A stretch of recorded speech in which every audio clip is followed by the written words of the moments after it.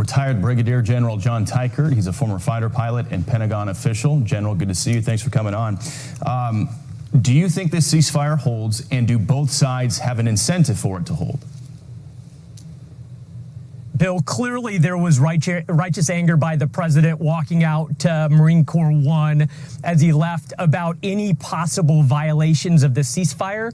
I think he sees, like we all should see, that in the last 2 weeks, Israel has set back Iran in multiple ways, and it is in their best interest and American best interest to allow this ceasefire to hold. And especially when you consider the Iranian incentives here, that with Israel having air superiority or the ability to strike any target at any time, that they do not have any reason for this war to continue. And so all incentives would suggest that Iran will not violate this ceasefire. Israel, with a strong admonition from the president, must not as well. Yeah, that's what I was going to ask you. Is it really seems like Iran would want to be looking for an off-ramp here.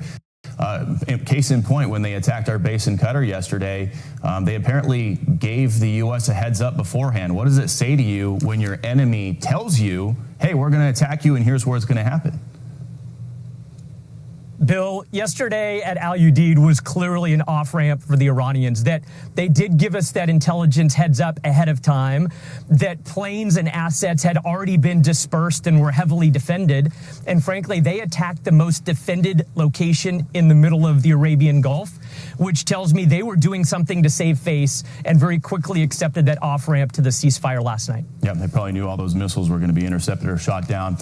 So we saw President Trump angry and frustrated this morning. After he made those comments, after he dropped the F-bomb, he apparently had a call with Benjamin Netanyahu in Israel, and Netanyahu's office released a statement after that phone call. If we can read part of that, it says, quote, following President Trump's conversation with Prime Minister Netanyahu, Israel refrained from further attacks. In the conversation, President Trump expressed his immense appreciation for Israel, which achieved all of its war goals. The president also expressed his confidence in the stability of the ceasefire. So, General, President Trump is clearly trying to walk a tightrope here. He really wants this ceasefire to hold. And it sounds like he made a personal phone call to Bibi Netanyahu when he heard Israeli planes were in the air and said, cut it out. We got to get this to calm down. Bill, very clearly Israel had target sets they would like to continue to attack, but based on the advantages they have gained in the last 2 weeks that will allow this ceasefire to benefit Israel in the long run in the United States, I think that strongly worded statement by the president and then ultimately his conversation with the prime minister gave Israel all the incentive in the world to stop and abide by the ceasefire. And in terms of whether or not Iran is going to violate the ceasefire, take a listen to what U.S. Ambassador to Israel Mike Huckabee said on Fox News last night. We'll get your thoughts on the other side. But if Iran thinks that they can violate the ceasefire, if they can go ahead and just keep doing what they've been doing and building a nuclear weapon, they'll find out that with President Trump, he's not playing. For a long time, we've been saying, pray for the peace of Jerusalem. Donald Trump may be the first one to actually help make that happen. Yeah, I think at this point, Iran probably knows President Trump isn't playing around after he took out Soleimani. Now he wiped out their nuke facilities. Got about a minute left. Your final thoughts. Deterrence, that word that we throw around a lot, Bill, comes down to strength of capability and will. The United States has had strength of capability for years now, if not decades, but we've lacked the demonstration of strength of will until these last few weeks, and the last 4 years have been disastrous. But like Secretary Rubio said 2 days ago, American deterrence is backed up by the United States military, and certainly that is a strong position for the United States going forward. All right, we will leave it there. Brigadier General John Teichert, we thank you for your time. Good to see you this morning. I'm Steve Doocy. I'm Brian Kilmeade. And I'm Ainsley Earhart. And click here to subscribe to the Fox News YouTube page to catch our hottest interviews and most. Hello, everybody. How are you? How are you? How are you? We have breaking news. Everything good? Israel, as you know, turned back. They didn't do that raid this morning, fortunately. That was a big thing. Appreciate it. They had a lot of planes going, and they were going to do something, and they didn't do it. We're happy about that. Very happy about that. So the ceasefire is very much in effect, and I think we're going to keep it there for a long time. Did you speak to Prime Minister Netanyahu about that? I did. What did you tell him? I said, you got to turn back the planes. They were going to go because, look, they hit him very hard after we made the deal yesterday. they were entitled to, but nobody thought that would have happened. But they hit them very hard.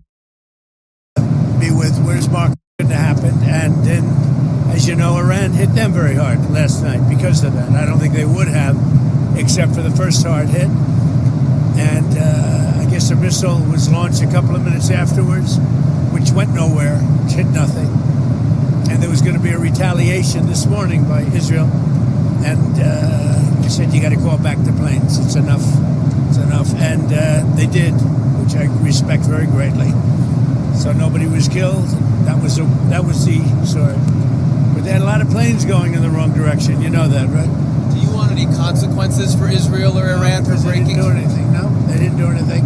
They would have if I put out a statement on truth, and they didn't do anything. Sir, how are you confident that this might not happen again? Say in a couple weeks that... Tired of it. I think they don't want it to happen again. And Iran's not going to have a nuclear weapon, by the way. I think it's the last thing on their mind right now. Mr. President, did Iran make any commitments yesterday about uranium enrichment? What? About uranium enrichment? They're not going to have enrichment, and they're not going to have a nuclear weapon, and they know that. They're going to get on to being a great trading nation. You know, they're very good traders, and they're going to be a great trading nation, and they have a lot of oil. They're going to do well. They're not going to have a nuclear weapon. So did they promise? The last thing on Iran's mind right now is nuclear weapons. Can you clarify what you meant when you mentioned regime change in your Truth Social post the other night? Which? Regime change? Do you want to see regime change in Iran? No. If there was, there was. But no, I don't want it. I'd like to see everything calm down as quickly as possible. Regime change takes chaos. And ideally, we don't want to see so much chaos. So we'll see how it does. You know, the Iranians are very good traders, very good business people. And they got a lot of oil. They should be fine. They should be able to rebuild and do a good job. They're never going to have nuclear, but other than that, they should do a great job, which is exactly where I've been saying for years, you cannot let Iran have a nuclear weapon. But we're going to be with, where's Marco? I think Marco's here someplace. You know, our great Secretary of State. But we cannot let them have a nuclear weapon. They won't have a nuclear weapon. And I will tell you, the last thing on their minds is nuclear weapons. They don't even want to think about nuclear. And our B-2 pilots made this all possible. They had a magnificent hit in the dark of night with no moon, no light, no nothing. They hit the target perfectly, wiped it out. And the press is very disrespectful. I saw CNN fake news going, well, maybe it wasn't a perfect hit, it was perfect. They said maybe it did destroy it. We agree, it did destroy it, but maybe it could have destroyed it more. No, it couldn't have destroyed it more. Everyone hit. And it's very disrespectful to those great geniuses and patriots that flew those planes through tremendous danger. So CNN and MSDNC are a disgrace. And so are the others. I mean, they're pretty much all a disgrace. But it's an amazing period of time. Now we're going to NATO, and we'll get a new set of problems. We'll solve a new set of problems. Do you think you'll meet with Zelenskyy when you're there? Yeah, probably. I'll see him. Yeah. What would you say to him? Say, how you doing? He's in a tough situation. Should have never been there. Sir, you said a couple days ago that you didn't think the U.S. should have to agree to the 5% increase in GDP on defense. No. Do you want to? I was the one that said that's what they should be paying, as you know. No, I should do something. And they're having a problem with Spain. There's always a problem with Spain. Because Spain's not agreeing, which is very unfair to the rest of them, frankly. So the U.S. won't be increasing our GDP to 5%. We should pay what everyone else, they're in Europe, we're not. A lot of that money goes to rebuilding their bridges, their roads, so it can take heavy equipment. And, we don't have any roads in Europe. We don't have any bridges in Europe. So, no, it wouldn't be quite the same thing for us. But we're with them. Are you still committed to Article 5 of NATO? It depends on your definition. There's numerous definitions of Article 5. You know that, right? But I'm committed to being their friends. I've become friends with many of those leaders, and I'm committed to helping them. What do you want the role of NATO to be going forward once these other countries are spending more? By having a unified system, I think we're going to have stronger peace, better peace, and I think we have that. When I went to NATO, they were broke. when I first started this whole thing. It seems like a long time ago, 9 years, right? But they were broke. I knew it immediately. I said, you guys are broke. They weren't paying their dues. 7 of the 28 countries, at the time it was 28, were paying their dues, but they weren't paying very much. NATO was broke. Then I said, you're going to have to pay, and we did a whole thing, and now they're paying a lot. Then I said, you're going to have to lift it to 4% or 5%, and 5% is better. And they just, I guess they're voting on that today, but they're going to be lifting it to 5%. That's good. It gives them much more power. Mr. President, if there's language in the final summit declaration about aggression by Russia, would you be okay with that kind of language? Well, I'll have to take a look at it, but, I'd like to see a deal with Russia. As you know, Vladimir called me up. He said, can I help you with Iran? I said, no, I don't need help with Iran. I need help with you. And I hope we're going to be getting a deal done with Russia. It's a shame. 6,000 soldiers died last week. More, 6,500 soldiers died last week. Russia, Ukraine, a war that never would have happened if I was president. So enjoy your flight. Let me ask you one more follow-up. In your comments just now about Article 5, that will probably make some people in Europe concerned. Can you clarify what you mean? Are you still committed to mutual defense? I'm committed to saving lives. I'm committed to life and safety. And I'm going to give you an exact definition when I get there. I just don't want to do it on the back of an airplane. Okay? And one other question on energy. What's your take on the oil price situation right now, and are you concerned? Great. I love it. It dropped almost $10 yesterday. I put out a statement, get it down, because a lot of people aren't able to do things when the energy goes down. You're going to have a lot less conflict. So it came down, and our energy department's doing a great job. We're drilling like we've never drilled before. We're keeping it down. We're going to keep it down until all these wars are settled. Thank you very much, everybody. I'll see you. Iranian sleeper cells in the United States. Biden led a lot of super cells, and Biden was an incompetent president, had no idea what he was doing. He hardly ever signed a document. Other people signed documents for him with the auto pen. It was gross incompetence. And among everything else, he let a lot of super cells in, many from Iran. But hopefully we'll take care of them. What Biden did to this country should never be forgotten. Sir, do you think you'll get the Nobel Peace Prize now, sir? I want to find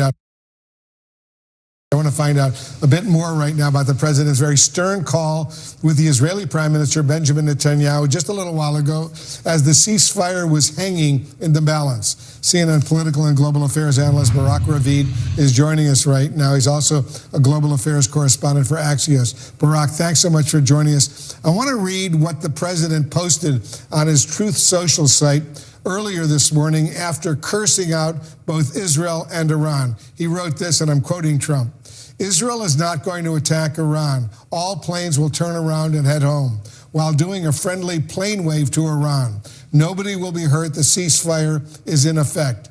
Barak, what did you learn about that conversation between Trump and Netanyahu that led to that post? Hi, Wolf. So according to Israeli news official, this call was pretty difficult. One U.S. official told me Trump was very direct and firm with what he told Netanyahu. He basically told Netanyahu abort mission. And Netanyahu, according to Israeli officials, told the president, look, I can't abort mission. The Iranians violated the ceasefire. They fired the missile. I have to do something. So at the end, Netanyahu told Trump that he's going to scale back this attack, and from a list of 12 targets, many of them in the center of Tehran, at the end, the IDF struck one target, one radar outside of Tehran, which I think it's a pretty unprecedented thing that, you know, the president of the United States goes out in public calling on Israel to abort mission, and Israel doesn't. I think it's quite extraordinary. And if there's one thing that showed us how angry Donald Trump was, is that he used this morning on camera the F word in the context of the Israel-Iran war. And we remember, when is the last time Donald Trump used the F word about Benjamin Netanyahu? So I think it shows how angry and frustrated he was. Do we know what came first, that Iranian strike on that residential apartment building in Beersheba that killed 4 Israelis, or the Israeli strikes that took place in Tehran? So as far as I understand, according to the sequence of things, the Israeli strikes in Tehran happened before, and the Iranian missile strikes happened afterwards. But according to the timeline that President Trump himself laid out, both were still before the ceasefire came into effect. I think what created the problem was that the Iranians fired the missile one time 6 minutes into the ceasefire. Let's say, that's borderline. But the second time they fired a missile 3 hours into the ceasefire. And while the missile was intercepted, didn't hit anything, it was still, something that Israel saw as a violation and threatened to strike in retaliation in the center of Tehran. In a statement after the phone call with the president, Prime Minister Netanyahu's office said this, and I'm quoting, "In the conversation, President Trump expressed his great appreciation for Israel, which achieved all of its objectives for the war, as well as his confidence in the stability of the ceasefire." End quote. What objectives is Israel claiming it achieved during the course of the last 12 days? So I think there's no doubt that Israel achieved almost completely its 2 main objectives, which were, number one, destroying the Iranian nuclear program. I think the program, even if it's not 100% destroyed, it has been severely damaged, and it would take the Iranians a long time to bring this program back to a place where they can even try to produce a nuclear weapon. The other thing is the Iranian ballistic missile program. While the Israelis set out an ambitious goal of, removing this threat completely, they did not. But they, I think, degraded Iranian ballistic missile capabilities significantly. At least 50%, maybe even 60% of Iran's launchers were destroyed. A lot of Iran's ballistic missile production lines have been destroyed, and Iran is in a different place on its ballistic missile capability today. Let me just get a final quick answer from you, Barak. You agree with me that President Trump seemed more anti-Israel than he was anti-Iranian in his public remarks this morning? I don't know if he was anti-Israel, but he was definitely putting the onus on the Israeli side. There is no doubt about it. A White House source says the president held a firm and direct call with Israeli Prime Minister Benjamin Netanyahu after those comments. Minutes later, Mr. Trump took to social media posting, "Israel is not going to attack Iran. All planes will turn around and head home while doing a friendly plane wave to Iran." Israel says it refrained from additional strikes after that conversation. Earlier, it says it struck a radar site north of Tehran. And Iran fired a missile into the residential building in the Israeli town of Beersheba before the ceasefire took effect. Israel says at least 4 people were killed. Well, CNN's Jeff Zelenskyy is in Washington, D.C. With us this hour for the reaction. And Jeremy, pretty extraordinary to see the President of the United States using that kind of language against an ally in the form of Israel, one of its closest allies. But clearly it has had an effect. The President now on the train to the NATO summit. What do we expect there on arrival? Look, President Trump is flying to the NATO summit in the Netherlands. He'll be there on the ground for about 24 hours, but he is coming armed with this ceasefire deal, which, as you said, Christina, is still holding at the moment, but it is fragile. There's no doubt about that. But the anger that we saw from the American president as he left Washington is part of diplomacy as well, clearly sending a message to Israeli Prime Minister Benjamin Netanyahu that the United States and the White House are not pleased by this. So it may have seemed a bit performative, but the anger was clearly real. There is no question about that. But we are told that the president and the prime minister had a phone call aboard Air Force One as the president was leaving Washington, and he got a guarantee from Netanyahu to basically fire no more. So the ceasefire seems to be holding. The question is, going forward, how long will it last? And there are still questions about the actual state of the Iran nuclear program. But there is no doubt that Iran was looking for an exit ramp, an off-ramp to all of this. That was clear yesterday throughout the day, really a series of extraordinary events that will potentially be looked back at history as quite a remarkable moment, with the Americans reaching out to the Qataris to negotiate a bit of diplomacy with the Iranians, even as the Americans were talking to the Israelis, even as the strikes were being fired on the Al Udeid Air Force Base in just outside of Doha. So all of that taken together, I'm told, was part of one piece of this. But the United States clearly wants to broker this ceasefire. We will see what happens at the NATO summit. But already we were being told the president is being congratulated for his role in this. And of course, that is part of all of this as well. But he clearly wants to move on, turn the page, and to suggest that this is over. But history would show that this conflict has been burning, of course, for centuries. So it's unlikely. So the President of the United States, obviously very direct. He's disappointed that the ceasefire was breached. And it was, as far as I could tell, the ceasefire was breached by the Iranians. And what the Israel did was within their rights. They had 12 hours before it ended. They got some targets to finish up. So I think the president said, in the spirit of ceasefire, he could have leveled off a little. But it doesn't seem like Israel actually violated the ceasefire. But Iran, they did. The IDF now will strike back, according to the defense minister, Israel Katz. Well, I think what you're saying from this president is he likes being in the middle with conflicts. He likes to be the negotiator there.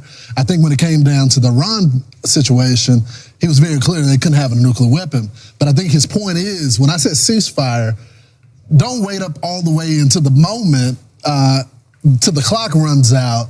He didn't like seeing that as well. He's clearly frustrated this morning. He doesn't like the coverage. He feels like that they're not celebrating our great military and the successful mission that they had from the other networks, and I think he's right on that. Well, I mean, it reminds me of Marco Rubio over the weekend was being interviewed by one of the networks, and he said, I think I know more than you do. Yeah, exactly, because I had the intel. He's the President of the United States. He has the intel, so it should give you peace of mind when you hear him say that the nuclear facilities that we targeted are gone, obliterated under rocks, he says. He said they are gone, and Iran will never rebuild their nuclear facilities. And he was thanking the B-2 pilots and wants apologies from other networks who were saying, we're not sure if these nuclear sites were obliterated, but it should give you peace of mind when you hear our president say that they are, that the mission was successful. But here's the question. Where do you go from here? As Mark Levin wrote last night, he was upset by this. He said, we didn't give a lifeline to Hitler. That's how bad these guys are. They've lost their Air Force. They have no ground-to-air protection. China didn't step in. Russia didn't step in. Not a single Arab country stepped in. The supreme Nazi is hiding in a bunker, much like Adolf Hitler. Adolf Hitler wasn't thrown a lifeline. He wasn't thrown a lifeline. He was going to be killed, so he committed suicide. So that's what, even though the ceasefire is to be lauded, if they stay in power, are we postponing another conflict? For example, are we going to lift the sanctions? If we lift the sanctions, they're going to get some money. And if they get some money, are they not going to fund Hezbollah, Hamas, Islamic Jihad, the Houthis? Again, foment terror, sleeper cells here. What did Iran say to make you think that they have anything but hatred for us and Israel? But isn't it up to the Iranian people to decide who their leader will be? I know that many of them are too scared to go up against the Ayatollah, but well, I'm not saying that we should. I'm just saying that if he stays in power, right, is our security in jeopardy, and does Israel's remain in jeopardy? Absolutely. He yells death to America. I think one of the complicated things is that this is a president that continues to say he wants to be the president of peace. And Brian, we talked about this on your radio show. It's hard to get peace with a group of people that have such a radical ideology, that hate your very existence. Just one side. There. I mean, it's just the truth. They don't want Israel to exist. They don't want us to exist. They hate the West. And it's kind of hard to negotiate with people that believe that you're an infidel. Yeah. They don't have to tell you the truth. Indoctrination. Right. They've had it their entire lives, been told that. Exactly right. Here's the great hope I have. it is really one country that's a problem. Syria, they're trying to rebuild. We've released sanctions. You know that in Syria, they got huge billboards. Thank you, President Trump. So why? Because they're giving them a chance. Egypt is not a problem. Bahrain is not a problem. Qatar is not a problem. UAE is not a problem. Saudi Arabia is not a problem. What is the problem? It's that country. And the question is, do you give them a lifeline? And because do they have a choice but to step down? The fact that the Ayatollah said we're going to give just a symbolic shot at the U.S. and then can we talk? Yeah, absolutely take advantage of it. But you know what's got to be included in that? You got to be including that you cannot fund the proxies, you cannot have ballistic missiles, you certainly can't have a nuclear program. And, you know, if something happens here with a sleeper cell, Iran's directly responsible. They have to be aware that we know that. The president on his way to Air Force One, he said to the reporters, as soon as I finished talking with you, basically, it sounded like he's going to call Benjamin Netanyahu and try to work this out. Alexandria Hoff is live at the White House with the latest for us. Hey, Alex. Hey, good to be with you. Yeah, the president, he is angry. He is mad. He is mad at both sides here, making that abundantly clear. I mean, you heard the profanity that he had used. He mused at one point that, yes, there might have been some proxies, some tagger-alongers on the Iranian side who might have not adhered to this ceasefire. But either way, he is upset that Israel has reacted so quickly to this when he thought that this was really their opportunity, that he would come in and broker a ceasefire, which could still happen, as we know. I mean, this could just be, as Mike Tobin was talking earlier, the kind of ping-ponging that can happen when there is a deadline on a ceasefire. But either way, President Trump is highly frustrated. He's frustrated, and something I could sense was he expressed some frustration at some of the media portrayals of the effectiveness of Saturday's Operation Midnight Hammer in debilitating Iran's nuclear capabilities. And he sees some of that as disrespectful to those B-2 pilots. But I think he is also saying here that Iran and Israel are disrespecting the actions of those American heroes who had gone out there on that 30-plus hour mission to help accomplish what President Trump was optimistic last night that could happen. There could be peace between countries that historically there is a chance there never could be in many ways. But, you know, as you heard the president say, they've been fighting for so long that they are just in such a tornado of emotions with something like this that they can't stop themselves from continuing to fight. So the president right now, he is heading to Amsterdam. He left the White House here about a half hour ago now. He's going to arrive in Amsterdam around 1 p.m. This will be for the first NATO summit of his presidency. I want to, though, get back a little bit into what is kind of leading up to all this, because there were some people who last week would have thought, or this weekend, thought he might not even head on this trip now. But he said that really he was optimistic last night. So you have to look at these emotions from last night and then into this trip today. It's a pretty long journey. But he thought that this was an end to the 12-day war, as he had called it. And if it was so, and if it would work out as it should, he said it would be something saluted by the world. And more has come into focus from yesterday afternoon until now in terms of Iran's retaliatory strike on the American air base in Qatar. The administration and really the rest of the world considers this to be a show and a wink away from Iran to tell its people that they hit back at the U.S. without truly making impact. I'm going to read a Truth Social now that President, when he really kind of explained what was going on here, he said, quote, Iran has officially responded to our obliteration of their nuclear facilities with a very weak response. I want to thank Iran for giving us early notice, which made it possible for no lives to be lost and nobody injured. Now, that Iran had launched at least 14 missiles toward that base, which were intercepted and destroyed by Qatar. One of them just didn't hit. So not a bad exchange for the U.S., which through Operation Midnight Hammer Saturday was able to obliterate, according to the White House, Iran's nuclear capabilities. So when it comes to The Hague and President Trump being at the NATO summit, I mean, this is going to be I don't want to say tense, maybe. I don't know if it's tense or as tense as it could have been, but we have two wars still happening right now. Israel, Iran, also Russia and Ukraine. Both of them, President Trump has been trying to be a brokering asset in both. And it's the first NATO summit of his second term. So he's going to arrive there tonight. That's really going to get going tomorrow. There is some positive news here on the defense spending side, because one of President Trump's goals going to The Hague was President Trump and Ukrainian President Volodymyr Zelenskyy are planning to meet while attending the NATO summit at The Hague. In an interview with Sky News, the Ukrainian leader says their teams are still working out details. Sources say the meeting will focus on sanctions against Russia and military aid for Kyiv. For more on this year's NATO summit, we're joined by Ukrainian Parliament member Helena Yurchenko. Good morning and thanks for joining us from Kyiv. I'm curious of what your expectations are from this planned meeting between Presidents Trump and Zelenskyy, considering their relationship seems to have deteriorated somewhat in the past year. Sure, and good morning. Well, talking about the expectations that we in Ukraine have regarding the NATO summit, first of all, I believe that it is crucial that President Trump and President Zelenskyy meet during the summit. Secondly, I believe that it will be likely that President Zelenskyy might raise an issue that the strategy of so-called friendly conversations with Putin are less efficient than the strategy of strengthen. After all, it was President Trump's position that the US foreign policy should be leading with peace through strength. And thirdly, I believe that over the past few months, Russia has systematically failed to uphold their commitments. After all long conversation with Trump, Putin promised one thing, but did the opposite. So to me, it appears as a sign of disrespect to both President Trump, but also to the whole US as a state. What would it look like then for Ukraine to achieve its goals? You say peace through strength, to replicate a Trump phrase. What would that look like that's different from a more friendly approach toward Putin, based on your description? I believe that US is the most powerful country in the world, and pretty much US is an only country that actually can stop Russian unprovoked war in Ukraine. And US has numerous tools for that.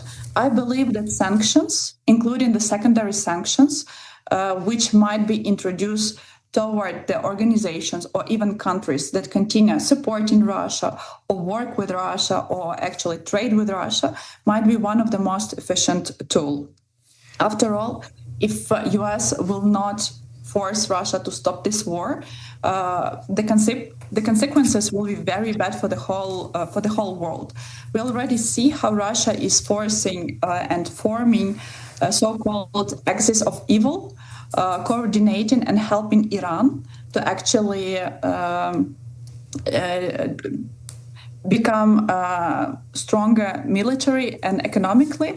After all, I really can't understand how US can actually continue all this friendly conversation with Russia, given that Russia has signed the military union and military agreement with Iran this year. It was just January of this year. Yeah, it's an interesting point that you make, that Russia is an ally of Iran, and here we have just seen the US attack Iranian nuclear sites. But we also saw a few months ago when there was that explosive dust-up at the Oval Office between Zelenskyy and Trump and Trump's team. Since then, Ukraine has been able to facilitate what was described at the time as a kind of incredible covert attack on Russian forces in Russia.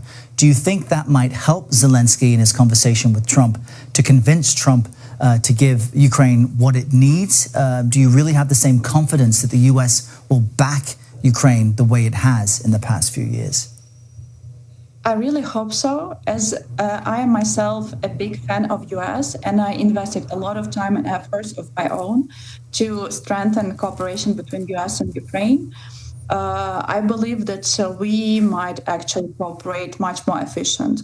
After all, Ukraine is a totally different country now compared to what we were like 5 years ago or some time ago. Ukraine has become one of the most powerful partners for majority of the NATO countries.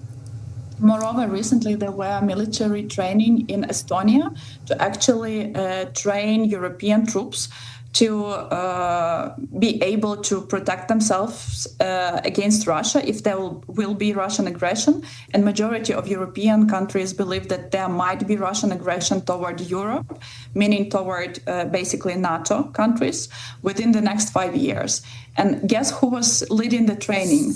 It was Ukrainian soldiers and Ukrainian military leadership who taught NATO troops how to actually work with drones, how to work with radio electronic defense and stuff like that, because we are pretty much an only country in this part of the world who can really be very efficient with quite modern weapons such as drones and radio electronic defense and stuff like that. Yeah, and we should underscore that Ukraine.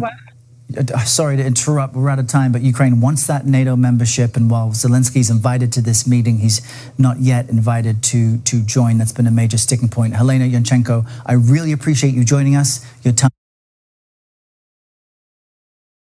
We're going to begin this morning with the latest from President Trump. He spoke to reporters just moments ago, talking about the status of the ceasefire following his announcement last night that Israel and Iran had agreed to the ceasefire. Yeah, the president is now on his way to the NATO summit. That's what you were just seeing. It's in the Netherlands, where this conflict is expected to loom large on NATO leaders' agenda. Let's listen to some of what he had to say before leaving for the summit. But I'm not happy that Israel's going out now. There was one rocket that I guess was fired overboard. It was after the time limit and it missed its target. And now Israel's going out. These guys got to calm down. It's ridiculous. I didn't like plenty of things I saw yesterday. I didn't like the fact that Israel unloaded right after we made the deal. They didn't have to unload. And I didn't like the fact that the retaliation was very strong. But in all fairness, Israel unloaded a lot. And now I hear Israel just went out because they felt it was violated by one rocket that didn't land anywhere. That's not what we want, I'll tell you. And I'm telling you, I'm not happy about that, Israel, either. We have a team with us this morning to cover this. We have former spokesperson for the U.S. mission to the UN, Hagar Shamali, standing by with analysis on this, along with NBC News international correspondent Raf Sanchez for the latest on the ground. But we begin with NBC News White House correspondent Monica Alba. She's following developments from Washington. Monica, good morning. Let's start on what we just heard there from the president a few moments ago as he left for the NATO summit, really expressing that he's not happy with what he's seen from Israel. What are the key takeaways from what he had to say? Yeah, good morning, Savannah and Joe. And just moments after that, as he boarded Marine One to head to the tarmac, he issued another warning to Israel, which I think is significant, specifically imploring them not to drop more bombs and effectively asking the pilots to turn around right now. He said, if you do it, that is to say, if you continue to drop more bombs on Iran, this is a major violation. Bring those pilots home now. So again, this is a president expressing his displeasure at the very fragile semi-ceasefire that was maybe in effect just for moments and not necessarily lasting, given the events of the last 12 hours or so. We know that President Trump spent much of yesterday trying to help broker this deal. He was working the phones while monitoring in real time what was happening with an Iranian attack on a U.S. base in Qatar, though Iran did give the U.S. a heads up in advance, so they had an ability to prepare.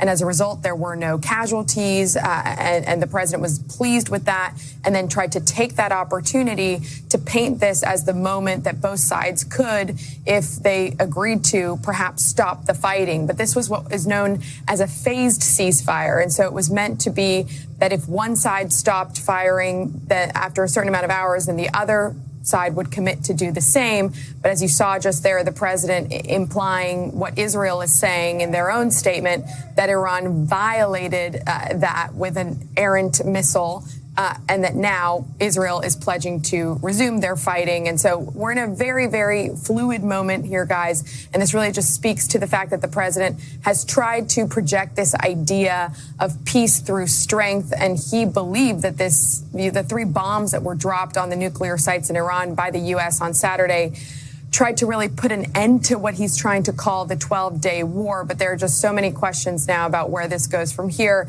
And there's no clear indication that this ceasefire that didn't really take hold will hold now. Monica, before the president stepped in front of the cameras moments ago, we had seen him over the last 12 hours talking about the ceasefire on Truth Social. That included an announcement earlier this morning saying, quote, "The ceasefire is now in effect. Please do not violate it." That, despite that, we have all this back and forth that we've been talking about this morning. As the president has been sending out these messages, do we have an idea? Is he surrounded by his national security team when he's putting all this information out there? Well, he was all day yesterday, and we do know that Steve Witkoff, his special envoy, who's been a key voice in all of this, was a major player in trying to get some of this arranged yesterday. We know that Vice President Vance, Secretary of State Rubio had also been working the phones to try to get this in place. But again, in the overnight hours, not typically, and this is, again, a president who is heading to NATO and will be joined on the plane by some of his top officials, and certainly he'll be huddling with them now as he is en route to The Hague and to the Netherlands to now continue these conversations that are going to dominate this summit, no doubt. And I think this is just a situation that is really developing moment by moment. And we didn't play this for you because we can't use this language on air. But the president, when he ended taking questions from reporters, used very colorful language to describe Iran and Israel right now, saying they don't know, expletive, what they are doing. Monica, this conflict, of course, is expected to dominate the agenda at the NATO summit where the president's headed. What's the general feeling among NATO leaders about U.S. involvement in this conflict? Well, remember that European officials were trying to meet with Iranian officials in Geneva just a matter of days ago to try to pursue a diplomatic solution before the U.S. went forward with those strikes in Iran. And there was still the hope of that potential path to continue to curb Iran's nuclear capabilities. So again, the window here for some kind of diplomacy still exists. That's likely what many of these NATO allies are going to be pushing for. And that certainly will be at the top of the agenda, while the president is also going to likely try to focus a lot of the conversation on defense spending, wanting countries to commit at least 5% of their GDP to defense. That's something, remember, he's talked about time and time again. And then looming in the background to all of this, but perhaps also very key to foreign policy and what many leaders will want to discuss at NATO as well, is the continued war between Russia and Ukraine, which we expect will be part of the high-level discussions as well. Savannah and Joe. All right, Monica Alba, thank you for starting us off this hour. Let's continue this conversation with NBC News international correspondent Raf Sanchez. So, Raf, I guess the key question folks are asking right now, is a ceasefire in place right now? Joe, that is the question being asked around the Middle East, across the world this morning. I think it is probably helpful just to walk through the sequence of events to how we got where we are right now. Last night, President Trump announces the ceasefire. This morning, we hear from both the Israeli and the Iranian governments that they have accepted the ceasefire. The Israelis said that they have achieved their military objectives, that they have degraded Iran's nuclear program, weakened its missile capacities, killed its senior leadership. The Iranians saying they are prepared to stop shooting as long as Israel and the United States does also. So calm seemed to be taking hold early this morning. And then all of a sudden you have the Israeli military saying that they have detected Iranian ballistic missiles fired towards Israel, the air raid sirens going off, and Israel's defense minister saying that the Israelis will retaliate with strikes in the heart of Tehran. Now, as far as we can tell, so far, those strikes have not yet happened. President Trump, as he was leaving the White House, seemed to think that there were Israeli fighter jets literally in the air on their way to Tehran, and he implored the Israelis to turn those jets and bring them home. If the Israelis do not go ahead with the strike, then potentially this ceasefire holds. If they do, it is going to be a major, major challenge to this fragile peace. Guys. Raf, let's also talk about the retaliation we've seen from Iran so far after the U.S. bombed those nuclear sites. Iran targeted a U.S. base in Qatar, but it looks like the damage there was minimal. Is that right? What have we heard from the U.S. and Qatar in the aftermath? Yeah, Savannah, that's our understanding. The Iranians firing 14 missiles at the Al Udeid air base in Qatar. This is the largest American military base in the Middle East. There's some 10,000 U.S. personnel stations there.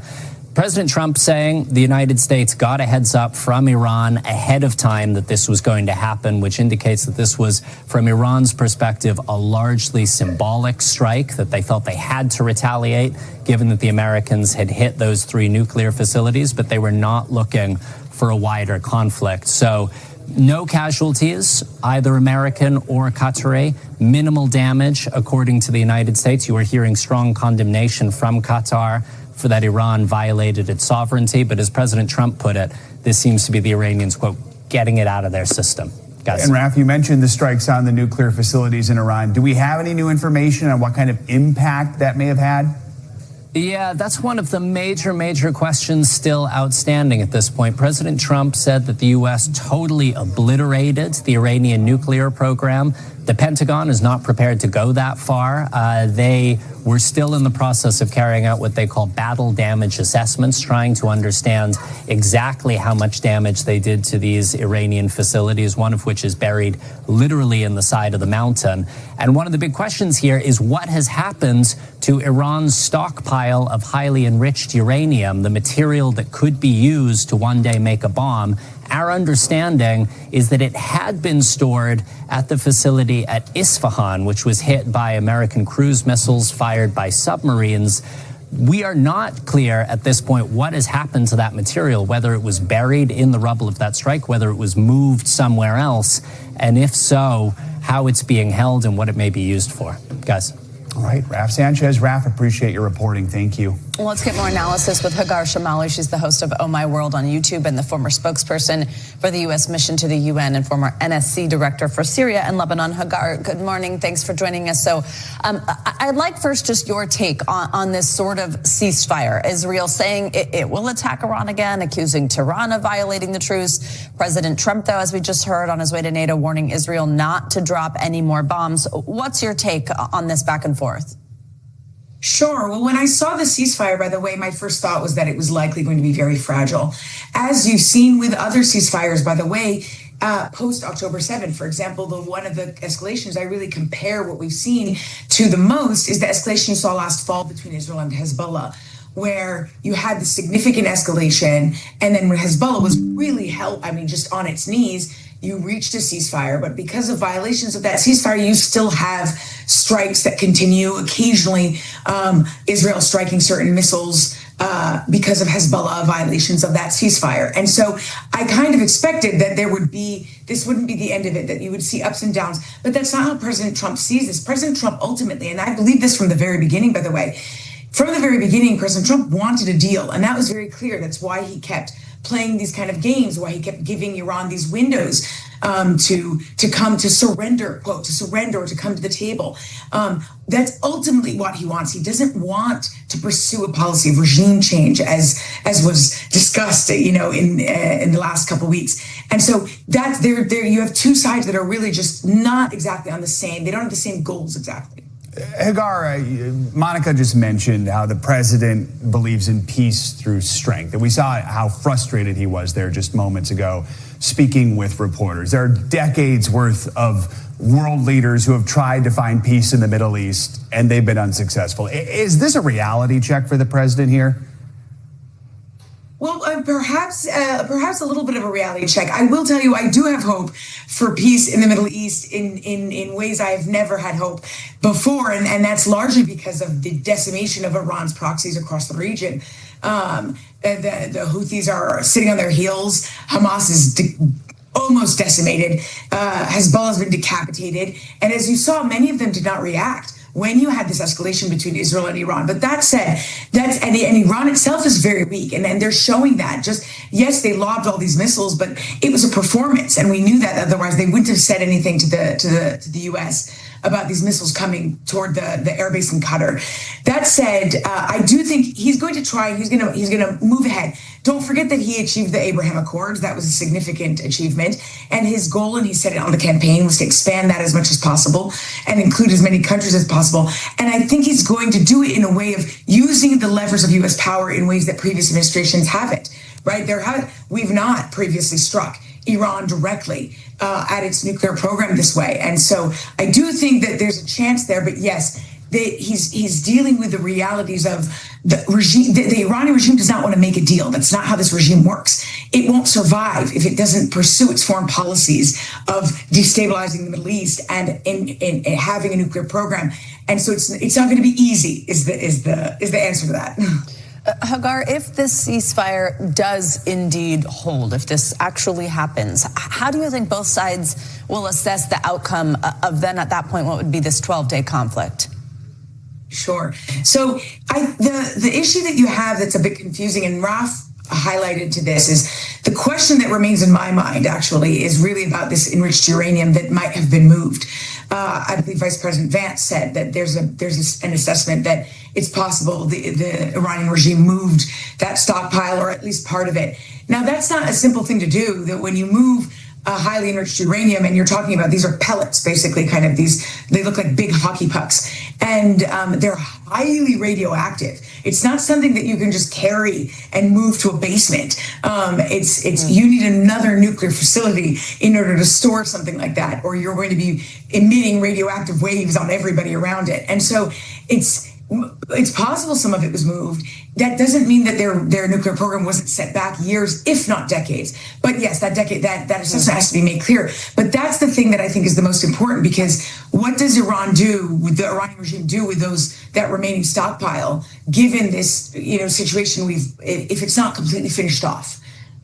Yeah, Hagar Shamali, really important context and information there. Thank you so much.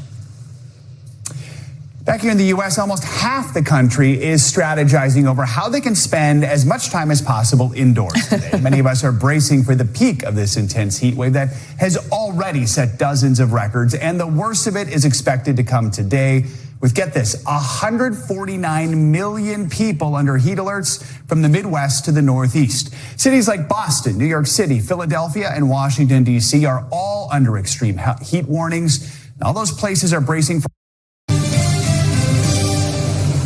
Now, earlier today, before the ceasefire announcement, the Department of Homeland Security issued a National Terrorism Advisory System bulletin warning of, quote, heightened threat environment inside of America. This is just another example of the dangers stemming from Joe Biden, Kamala Harris, and Alejandro Mayorkas's absolute preventable disaster at the border, the one that allowed in known terrorists, murderers, rapists, cartel members, gang members, and drug dealers. And according to our very own Bill Malugin, during Biden's time in the White House, more than 1,500 Iranian nationals were caught illegally crossing the border. More than half were released into the United States. In other words, they knew they were Iranian nationals. Why would people from Iran be showing up at our southern border? And why would Joe let half of them into the country? Do you think they all had good intentions for our country? And breaking today, the U.S. Supreme Court handing President Donald Trump a massive victory when they ruled that he can continue deporting illegals to third countries for now. Here with reaction, White House Deputy Chief of Staff for Policy and Homeland Security Advisor Stephen Miller. Stephen Miller, let's start with the peace agreement. Trust but verify, peace through strength, both in play. Donald Trump's doctrine, consistent with his first term, when he dropped the mother of all bombs on Afghanistan, took out Soleimani and Baghdadi and associates, and of course beat the ISIS caliphate. Now he is once again given the Iranians a chance for peace. Will they really take it? Well, let's just take a moment to think about how historic this moment is and what President Trump has achieved in this 12-day war. Presidents going back to Bill Clinton have said it is the policy of the U.S. government not to allow Iran to have a nuclear weapon. But under every president except Trump, Iran marched closer and closer to being able to put onto a ballistic missile a nuclear warhead that could take out an entire city. That has been the direction Iran has been going in year after year. President Trump took action flawlessly through the United States military to obliterate Iran's nuclear sites and to stop them through the use of military force from having a nuclear weapon. It was a bold, courageous action, and it happened without a single leak, without a single solitary service member losing their life.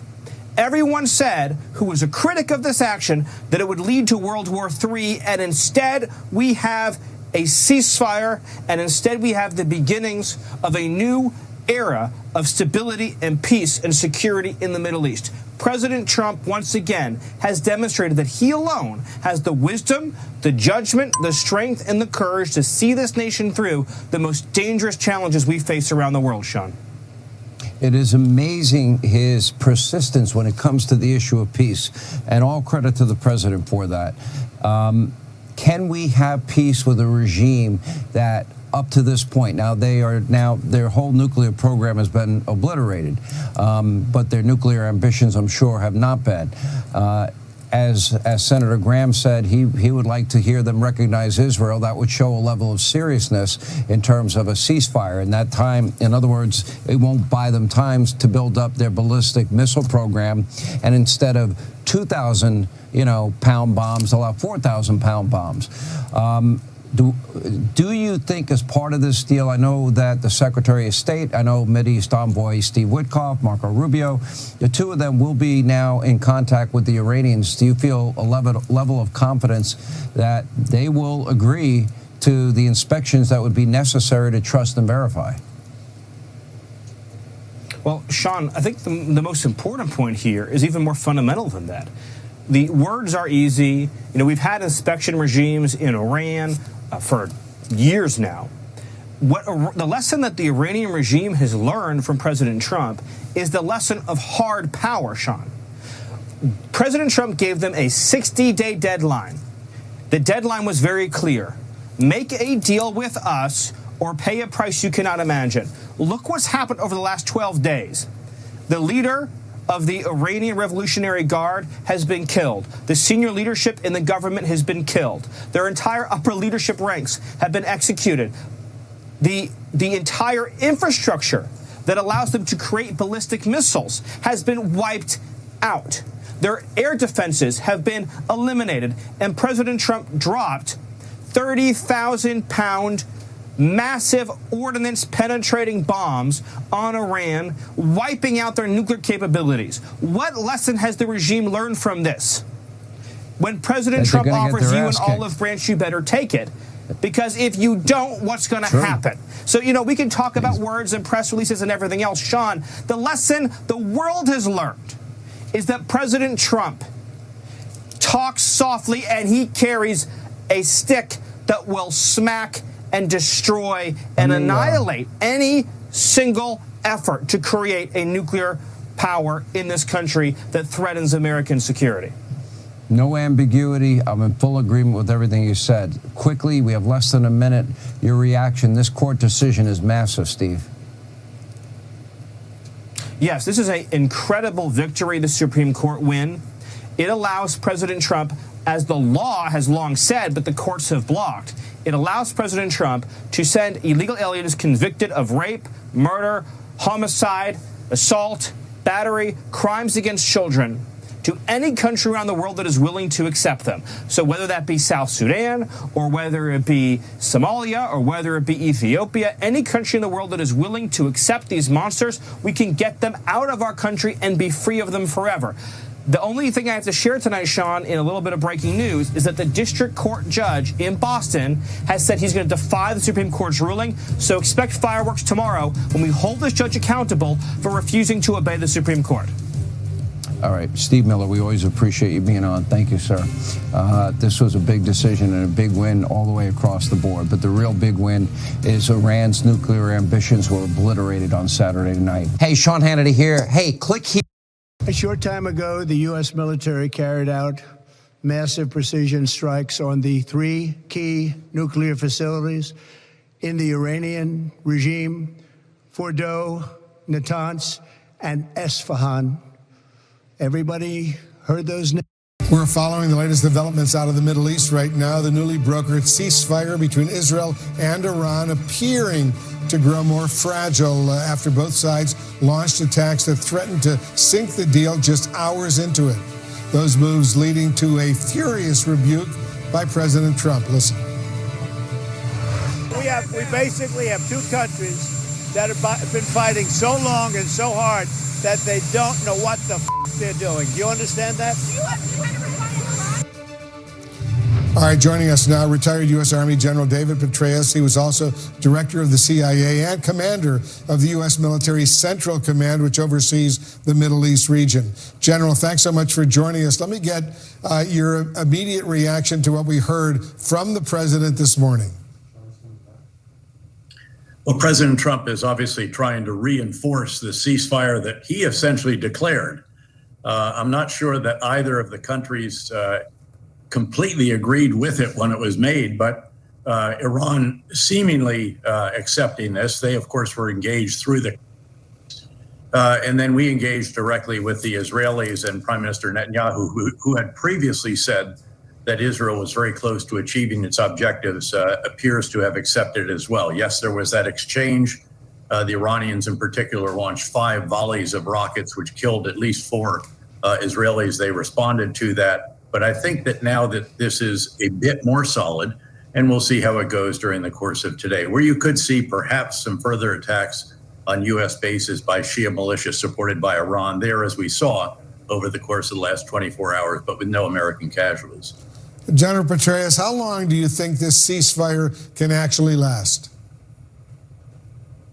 Well, I think that the Iranians probably would be happy to be able to catch their breath, to see what they have left. You know, one of the big questions out of this, in fact, priority intelligence requirement number 1, or at least after, are there any further threats to U.S. facilities, personnel, and so forth in the region, clearly has to be, is there any highly enriched uranium left?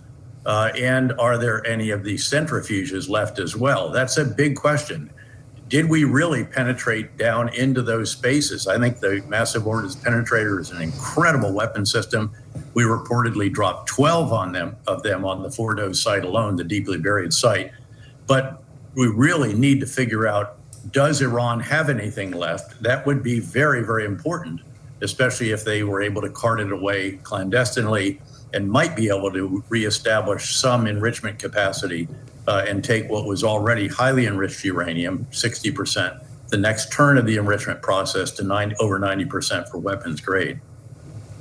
General Petraeus, I want to play what the president said this morning when he was asked about Iran's nuclear facilities. Listen to this. Iran will never rebuild its nuclear. From there? Absolutely not. That place is under rock. That place is demolished. The B-2 pilots did their job. They did it better than anybody could even imagine. They hit late in the evening. It was dark with no moon, and they hit that target with every one of those things, and that place is gone. Can we definitively say, General Petraeus, that these facilities have been completely destroyed, completely gone? Well, first of all, there's a very, very impressive U.S. operation following on very impressive Israeli operations. Of course, by the end, the Israelis were flying free. They had destroyed all the strategic air and ballistic missile defenses that Iran had. That said, I think the president probably is correct that the damage to Fordo